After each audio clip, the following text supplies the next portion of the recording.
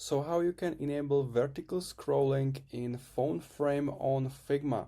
So it's pretty simple. All you need to do is to press F on your keyboard.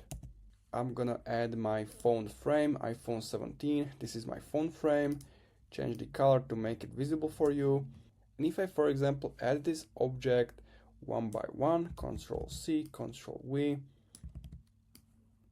I want to scroll in that preview. So if you click this frame and if you click on play, you're not gonna be able to scroll. As you can see, I'm not able to scroll. So simply turn this off.